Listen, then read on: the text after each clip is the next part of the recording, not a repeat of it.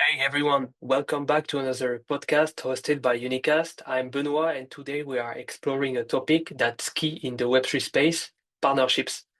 So, for those who are new to Unicast, we are building the first Web3 job board fully integrated with Telegram, making it easier to discover, apply, and share Web3 jobs. So, we now work with plus 120 projects, and we have a growing community of plus 20K Web3 professionals. Joining us today is Harrison Goldsmith, partnership lead at VeraBridge and Owl Protocol. He's as well an angel investor and he has a deep network in Asia's Web3 scene. So Harrison has helped shape deal integrations and community-led partnerships that actually deliver value. So in today's episode, that's why we are going to talk about partnerships that matter in Web3, and we'll explore what makes, of course, a good partnership, how to stand out when you are pitching collabs in the noisy space, and as well tips and insight on how to be productive and keep contact to go through with a partnership. So let's dive in. Harrison, welcome. To start, can you introduce yourself and share how you first got into Web3? Yeah, absolutely. So I've gone into the Web3 space in about like I think it was the third quarter of 2017 or so. I mean, I was that's when I first got employed. It was my friend started a business that was more so on just general education and basically events. So that's pretty much where I got into it. Translating news articles, creating content, and also helping out. Kind of behind the scenes. And making a conference happen. Can you explain a bit about the main project that you are now with? So what Owl Protocol and VeraBridge are doing? Absolutely, and yeah, I guess I'll more context wise. After I joined in that way, I started doing joined up with some friends to do consulting. A Mhm. lot. It was mostly marketing focused and also investor matchmaking focused. So I mean, helped a lot of projects there establish. That's when I started accumulating resources, connections, which really you know paid off. Which was like what's really useful later. So I mean, all the way up until now, I've been with Owl Protocol and VeraBridge for just about 3 years now. Quick introduction there. Owl Protocol is more just like an app to app platform. Makes it easy for projects to onboard Web2 users, turn their Web2 apps into dApps.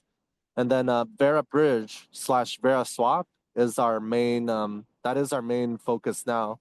So I mean, VeraBridge is just like a bridging infrastructure where projects can deploy a bridge in less than 3 minutes, whereas VeraSwap is it's a consumer bridge alternative slash swap solution, whereas the project will only need one liquidity pool and still make it possible for their users to swap and bridge tokens, without needing to fragment the liquidity. And all in all, on top of all this, what we do a lot, drive people to use us is doing a lot of connections and matchmaking between projects and chains or companies that have grants or support. Like essentially we do a lot of that, just try to help the ecosystem out and in turn they'll come use our products, when the time's right. So try to create a win-win for everybody. Okay, yeah. So that's why partnerships are actually very important for both of those projects. Mm. How would you define a good partnership and what's actually the main goal of it? Is it working together or one party is benefiting more than another most of the time? What's your definition around a partnership in this ecosystem? Yeah, I would say, all in all, I mean, once you go to enough conferences, around the world, wherever you are, you generally always meet, the same people, Yeah. in turns. It's almost like, I mean, I almost think of it as like, you go to like a music festival and you meet your people. So I think, I mean, though, of course, there's a lot of things that's strictly professional. All in all, just because of how many times you meet the other, there's more, it becomes more of like business being second approach, more like almost more like a friendship, where people more likely, help each other out. And, in my earlier, consultation business, it's all about the partnerships are like strictly professional. You have contracts, that's, I, all in all, it's unsure. Like I'm not sure how sustainable that is all in all. Just in general, like, there's some, but I mean, all in all, like what a partnership to me is more so, a group of people that's happy to help each other out. Of course, effort is needed and, efforts may not always be reciprocated, but the key is still like, kind of just having like these friends that, you can help either yeah, just refer like projects to each other or even leverage each other's resources for one's own gain, as long as like, everybody's like, putting out something like and doing a part, I guess. Okay, yeah, I see. Um, because what we could think is that seeing like so many partnership that projects are doing, do you think sometimes they do it just for the visibility and the actual uh, partnership don't really necessarily lead to anything? Well, absolutely, absolutely. I mean, that's what. Well, if we're, I guess, I guess the previous partnership and this partnership, to me, the definition's a bit different.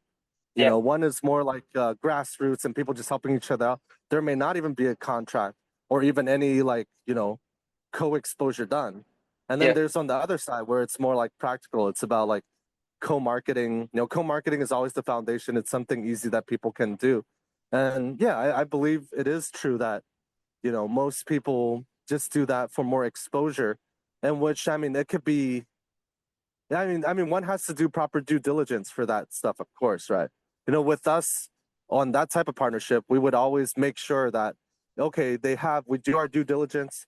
They have already used our tech stack. They're using it, and then we'll do that. Like we still try to be like careful and who we, choose to do co-marketing together. Because I mean, yeah, I mean, brand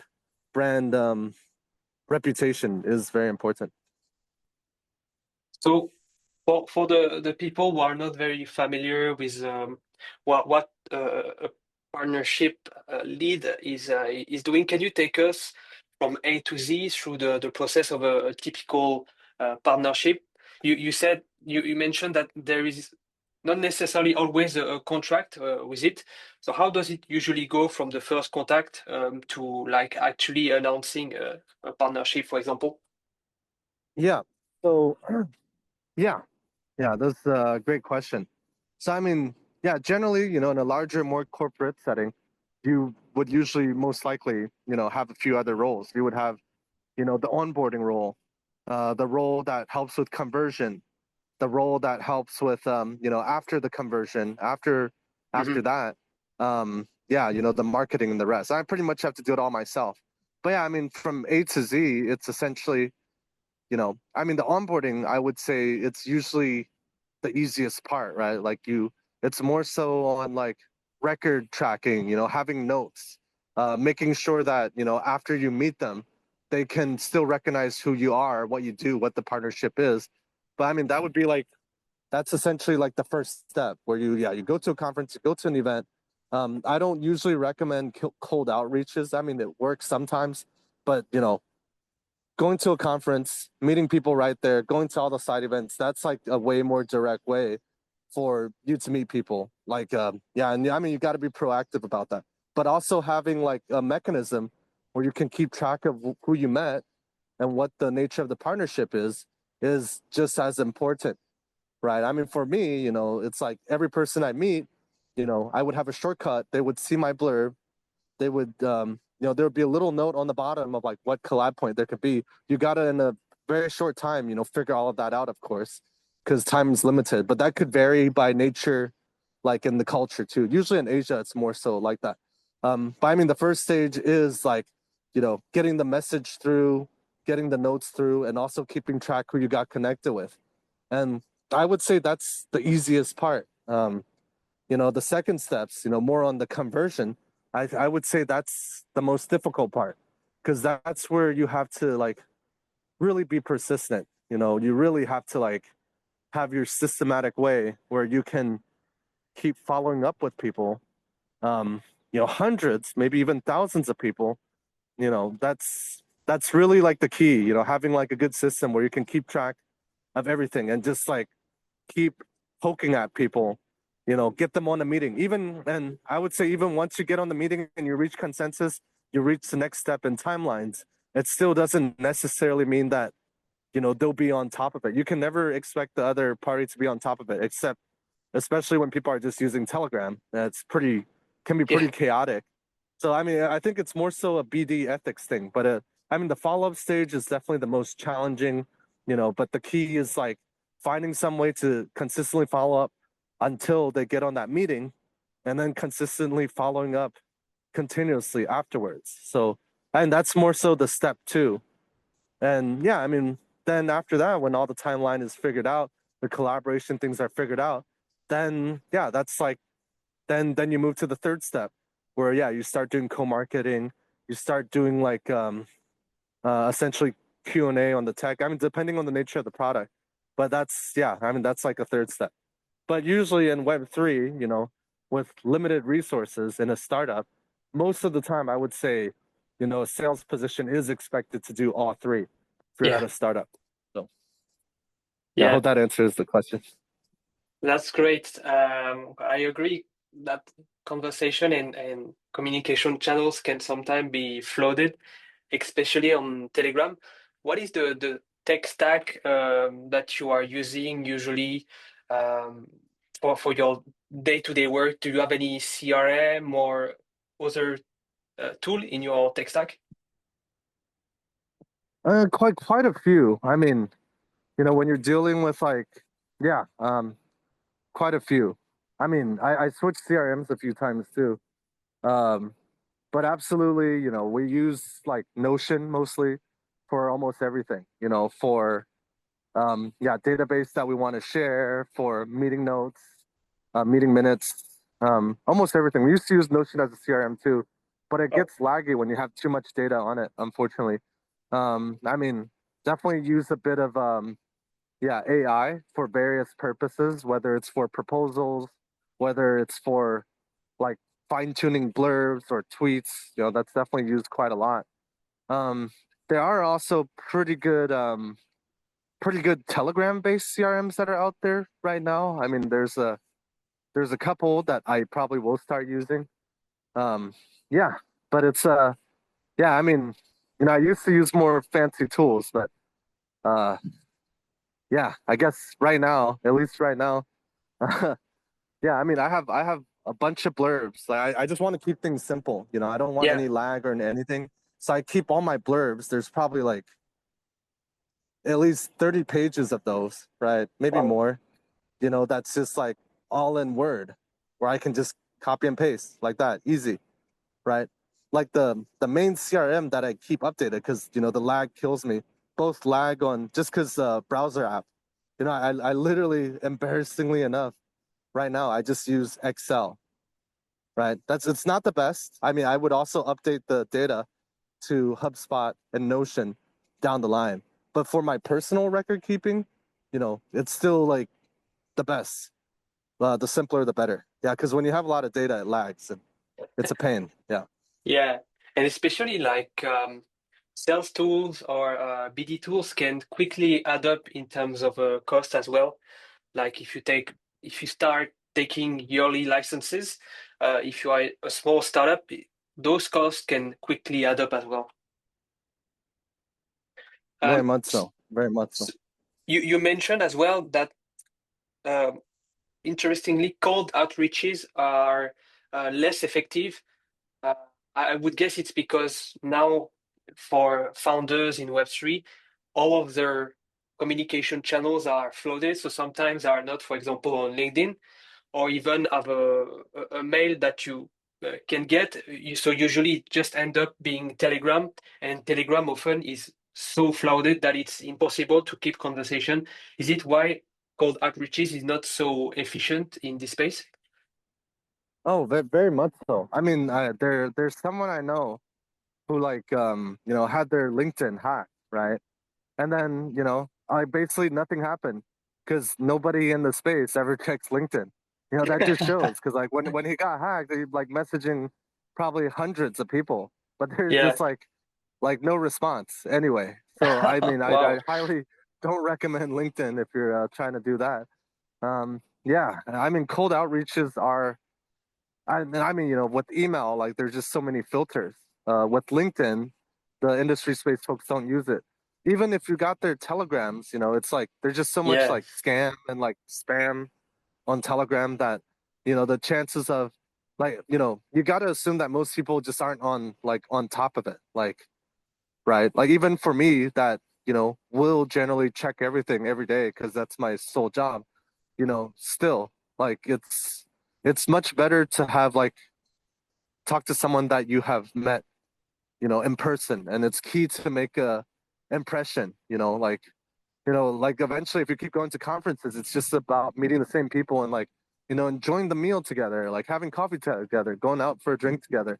You know, it's those type of impressions that last because there's Mm. just too much. Everybody's like low on bandwidth, and yeah, it's everyone's competing for some attention from everybody. So I think cold outreach, I mean, it is a good budgeted option, I suppose, but I would say, yeah, going to a conference, if you know what you're doing, you can keep track of everybody you meet.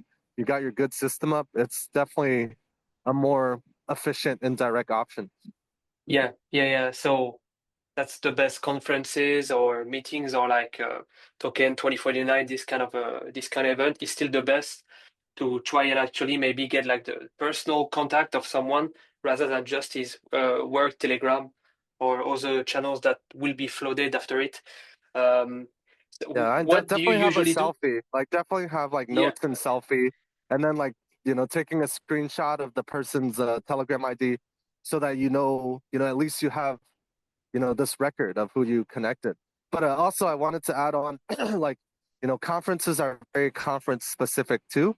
Like you know, I guess Token 2049 is like the biggest one. You get a lot going on. But you know, certain conferences are more geared towards developers, certain more geared towards finance, certain more you know, more, you know, this and that. But I mean, in the conference, the key is mainly still on the side events. Like, you know, I think it's the side events, you know, at the expo hall, you know, you go to the booths, you go listen to speeches. That doesn't really do that much either because it's just it's kind of impersonal. So it's more practical even to just focus on going to the relevant side events of whatever you're trying to, you know, push because it's mm. more personal. It's easier to talk to people Yeah. The versus at an list of expo hall. attendance is already curated for to a specific audience.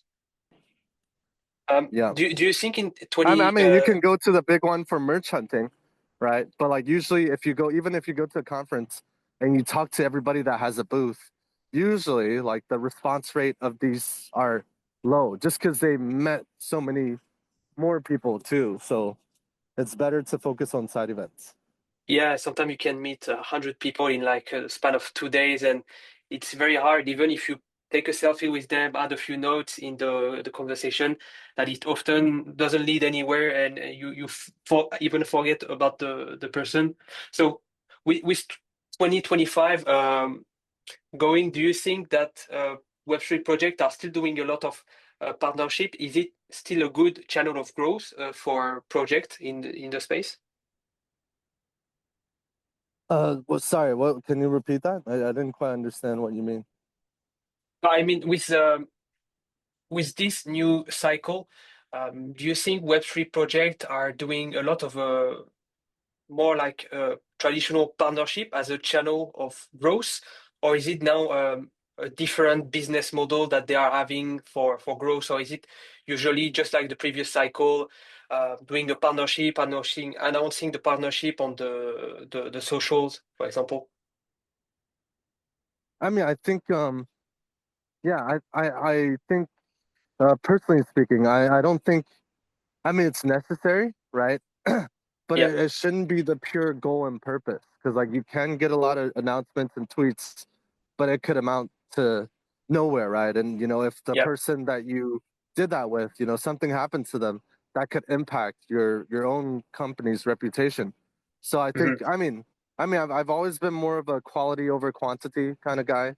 Have like integrity, truthfulness, honesty. So it's like, um, yeah, it's still like important. It is still a metric, but the key is also how like it's better that the companies are actually doing something together and it's actually relevant, to do that. And I think the all in all general strategy, that will still be needed. So, definitely also see a possible trend of, Web3 companies just like abstracting the Web3 tech side of things and, just targeting like the grander consumer market, the non-Web3. So, Yeah. that's definitely a trend too. And, and that may not even be so like Telegram may not even be the most necessary channel through that, right? Like you see a lot of other distribution channels like Kaya and Line. You know, there's many projects I talk to that's getting a lot of users just because they built a Line app, Oh, Line Mini Dap. So I guess there are different ways, um, but the Telegram, though, most of Web2 use it, right? I think there's just other distribution channels, and it will inevitably be used to target wider audience, not just Web3 natives. yeah. Yes, yes. I think this happened because the space is so noisy that getting some visibility is so hard these days, especially with so many spam on X and this kind of thing. So getting attention has become very hard currently. Mm. Um, Yeah, absolutely. It's still necessary. You still need a Twitter account. You're trying to launch a project with tokens. Eventually, you do need your community that will like be there for you. That's always needed traditionally. But like, it really depends the type of project. If it's like RWA all institutional, that's like a completely different ballgame. That they don't really need. They just got to work with a few banks or a few hedge funds, and they got their own distribution. So I guess it's more so thinking in terms of distribution channels, and it's a project by project basis because every different vertical, I would say, yeah, may all have slightly different approaches. yeah, agreed. Uh, on another note, for people who'd be looking to get into Web3 BD or Web3 partnership role. Um, from your point of view, are a lot of projects hiring these days for this kind of position, whether it is BD, sales, or partnership in Web3, blockchain, crypto, or even digital assets project?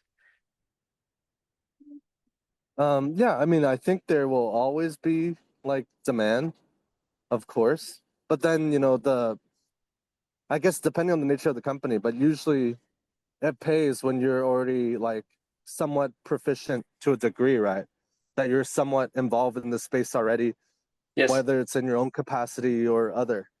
It's hard, like, going in blind without any experience. It's most of the project, like, it's about like, okay, how can they tap into your resources that you already have already? And that's always, I'm guessing, that's always like a better approach than the other. I've gone into positions where I would use my own money to go to a conference and try to do everything I can, and it paid off. So, there's definitely some luck factors in it too, but I think no matter what, if you have some resources, it's good to just even go to these conferences yourself and start building these networking connections because they can all potentially be, let's say, um, you know, valuable and leverageable for whatever else you want to do. That's great. And for people who are interested about Owl Protocol or VeraBridge, are you guys hiring for any specific position these days, whether technical or non-technical? I guess lately, well, yeah, we are mainly focused on VeraBridge and VeraSwap lately rather than Owl Protocol. But I guess lately, yeah, lately, unfortunately, we're not currently doing any hirings. We've been fully bootstrapped the whole time. We have a pretty small team, and things could change. After we get some funding, etc. We got enough to break even, just not enough Nice. to expand. But yeah, I mean, we definitely can have more like BD and marketing folks, right? And more tech folks. And that's absolutely, there could always be more that would make things easier. But currently, we're just kind of like our status quo is, we're self sufficient this way. But if we Yeah. have more, it would make sense to expand down the line. That's great. We'll put as well everything your social in the description. Can you share one recent partnership that you've worked on that really stood out as impactful? So whether it was from a growth or ecosystem or product standpoint. Yeah, I mean, I guess our two main major, let's say, partnerships. I mean, I guess our approach has always, a lot of it has been just going to hackathons, right? Ah, And, yeah, okay, seeing yeah. what tech stacks are out there. So, with that, we've recently gotten a grant from, from Uniswap, and, also got into incubation program and the Optimism superchain ecosystem. And of course, and there's just been a lot of partnerships on the chain side. So like about 22 other chains that's like, got grants to give. We've been doing a lot of matchmaking. We're Oh, essentially great. leveraging chain resources, to projects with the need, and using that to let the projects eventually use our bridge, the bridging infra. So that's kind of like, so I mean, one big thing in partnerships and BD2 is like, you'll always have a lot of competition out there, right? And like, how do you provide something that, you know, how do you have a new strategy that would drive people to you instead of the bigger guy? That's essential, something essential to know too. And if you built up enough resources yourself, those are all possible ways you could, use to leverage for other stuff. That's Yeah. great. So are you also partnering with Hackathon these days? Not directly, because I mean with hackathons that's more relevant with Owl Protocol, right? I mean we do get like invitations from chains, to have us in hackathons, Mm. for people to build like more dApps with that. But that's I mean that still happens sometimes, and that happened last year at eTokyo. There's like one we're in touch with. I'm not sure if we can say it now, but I mean that's still like it's more less of a priority for us right now, but it's still ongoing. Well, thanks so much, Harrison, for sharing your thoughts on the partnership space. It was great to get your insight and your tips. So, for those who would like to stay connected and keep in touch with Harrison, we'll put all of his socials and as well more info about VeraBridge in the description. Do follow us on X at Unicast AI for future podcast, AMAs, and Web3 careers. And of course, we have the Telegram job board, t.me/unicast jobs. So we'll be back soon with more conversation with industry experts. Harrison, do you have any final thoughts before we wrap up? Yeah, I guess all in all, um, yeah, final thoughts. Like you could go to a lot of conferences and get a lot of contacts, but it's really easy to lose them. So honestly, the way to keep track and the follow up, the second step is more important than the first step. Yeah. So just like really keep that in mind, and it really takes persistence. Following up every week, every few days, etc. Sometimes it takes months to get someone to finally see the message and put you in that priority folder. So it's just like, yeah, I guess persistence is everything, and you can't stop. You just got to keep, just got to keep being like completely persistent. Yeah. And what will be your next conference on your list to go to? I was originally, yeah, I think, yeah. Currently, I'm at a state where there's more follow up than, like it makes more sense to just follow up with what I have versus, getting more leads in a conference. So I think, probably the nearest one, yeah, probably be the whole like August track and the August Oh, Asia track where it's like KBW, um, WebEx, Token, Taipei Blockchain Week. It'd probably Coinfest be, I also, probably I wouldn't go think. to anything later. Yeah. Oh, well, a lot to come then. Thanks a lot, Harrison, for your time again. Yeah, thank you very much too. Thank you for your time. See you. Cheers. Cheers. Have a good one.